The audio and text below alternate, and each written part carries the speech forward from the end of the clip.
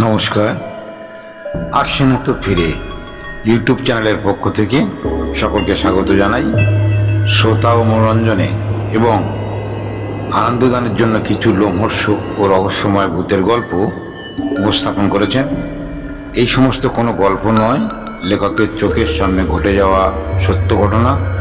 সেগুলো আপনাদের সামনে গল্প আকারে তুলে ধরেছেন চিরপরিচিত সুন্দরবনের রহস্যময়তা এবং মায়ামমতা আছে এই গল্পের ভিতরে।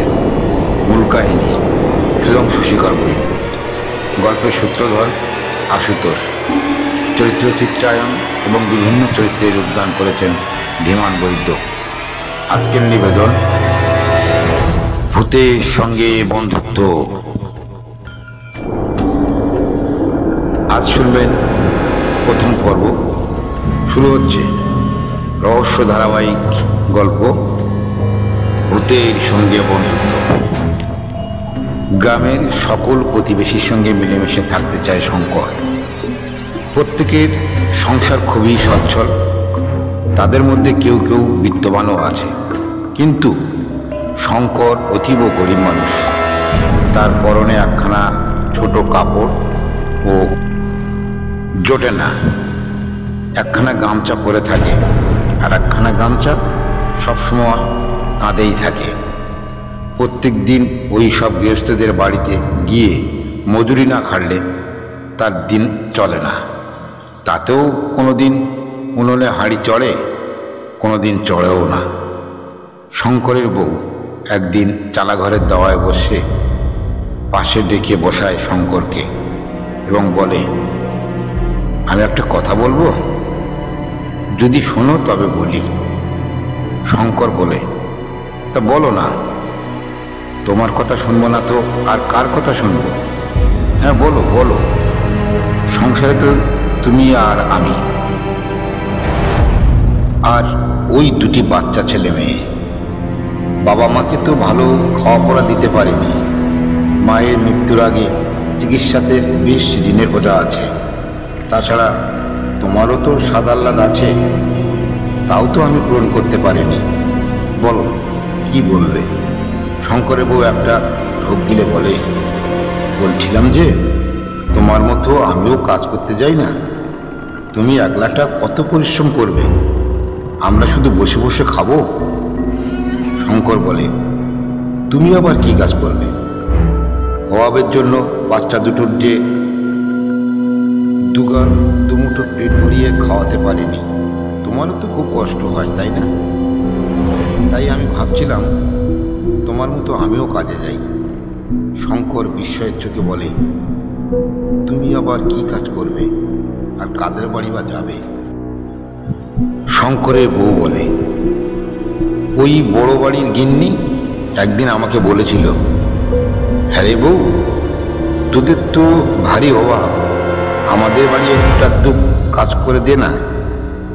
আমি বললাম, কত কি দেবে টেবে?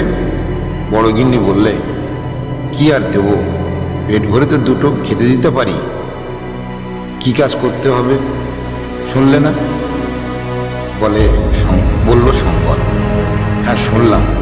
বললে, গোল না ছানতে হবে, তাদের ঘর দুয়ার একটু লেপে পুছিয়ে দিতে হবে, এই আর কি। ওনার ছেলের বউ নূতন তো, তার উপর নাকি শিক্ষিতা, ছেলে মাস্টারি করে। তুমিও তো জানো, বউকে দিয়ে ওসব করাবে টরাবে না। শঙ্কর একটু ভেবে বলে, যদি পারো, আমারও ইচ্ছা হয় না তুমি পরের বাড়িতে ঝিয়ের কাজ করো। তবে তোমার ইচ্ছা, যদি যেতে চাও তো যাও, কিন্তু বাচ্চা দুটোর কি অবস্থা হবে? ওদের দেখবে কে? কেন আমি সঙ্গে করে নিয়ে যাব? ওরা তো ছোট্ট, কত আর খাবে? বউটি হেসে বলে, তোমার যা আয় হবে সেটা বাঁচবে। দেখো শেষে যেন বাচ্চা দুটিকে নিয়ে কোনো কথা না ওঠে। দীর্ঘশ্বাস ছেড়ে বলে, আমি খুব কষ্ট পাবো। এখন উভয়ই কাজ করতে যায়। দিনগুলি ভালোই কেটে যাচ্ছিল। একদিন শঙ্করের বউ বড় গিন্নিদের ঘরের পেছন দিকে কাদা মাটি লেপে দিচ্ছিল। বাচ্চারা ঘরের সামনের উঠোনে খেলা করছিল আর দুষ্টুমিও চেল্লাচিল্লি করছিল। হঠাৎ বউটির কানে এলো বড় গিন্নির ছেলের বউ বলছে, এই দ্রুমূল্যের বাজারে নিজের ভাতটা তবু জুটছে ভালো, তার উপর আবার বাচ্চা দুটো সঙ্গে করে আনে। ওদের চেল্লামিল্লিকে সহ্য করে গিয়ে তার উপর থালা থালা গিলছে। শাশুড়ি বললে, ওরকম বলতে নেই বৌমা। একথা শুনে শঙ্করের বউ কাজে যায় বটে, তবে তার ছেলে মেয়ে দুটি নিজের ঘরে রেখে যায়। মেয়েটাকে বলে যায়, ভাইটাকে নজরে রাখবি যেন একা কোথাও না যায়, আর মারামারি করবি না, বুঝলি। একদিন খেলতে খেলতে ছেলেটি ঘরের সামনে জল ভরা পুকুরটায় হঠাৎ ঝুপ করে পড়ে যায় এবং জলের নিচে যায় তলিয়ে। মেয়েটি তাই না দেখতে পেয়ে কাঁদতে কাঁদতে ছুটে চলে যায় মায়ের কাছে। কেঁদে কেঁদে বলে, ভাই আর নেই, সে পুকুরে পড়ে ডুবে গেছে। মা একথা শুনেই ঊর্ধ্ব মুখে চিৎকার করে সবাইকে ডাকতে ডাকতে ছুটতে থাকে। পুকুরের পাড়ে ছিল বিশাল একটি বটগাছ। সেই গাছে থাকতো একটা ব্রহ্মদত্তি। তার মনে খুব দয়া হলো। ভাবলো, অভাবের দায়ে ওর বাপ মা লোকের বাড়ি যায় খাটতে, তাই বলে বাচ্চাটি অঘরে পড়ে মরে যাবে। গাছ থেকে মুহূর্তেই ঝাঁপিয়ে পড়ল জলে। বাচ্চাটাকে পাঁজা করে উপুড় করে তুলে বিভিন্ন মুদ্রা করে তার পেট থেকে জল বের করে সুস্থ করে দিয়ে সকলে আসার আগেই বটগাছে উঠে গেল। শঙ্করের বউ এবং পাড়ার লোকেরা ছুটে এলো, দেখলো বাচ্চাটি বটতলায় জল কাদা মেখে শুয়ে আছে। সবাই আশ্চর্য হয়ে যায় এবং বলে, এতটুকু শিশু জল থেকে উঠল কি করে। মায়ের মন ওসব কিছু না ভেবেই হাউমাউ করে কাঁদতে কাঁদতে বাচ্চাটিকে বুকে তুলে নিয়ে বলল, হায় ভগবান, তুমি আছো, নইলে বটগাছটি যেন তুলে উঠল। শঙ্কর বাড়িতে এসে সমস্ত ঘটনা শুনল। বলল, তোমাকে আর কাজে যেতে হবে না। প্রায় অভুক্ত অবস্থায় রাত্রিতে ঘরে এসে শুয়ে গেল। আজ 7 দিন হয়ে গেল, মহাজন একটা কানা করেও দিতে পারেনি। কাল সকালে বাচ্চারা খেতে দাও মা একথা বলবে।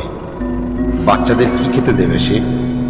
এই সব 7-5 ভাবতে ভাবতে দেখল তার বউ বাচ্চাগুলোকে আঁকড়ে ঘুমিয়ে গেছে।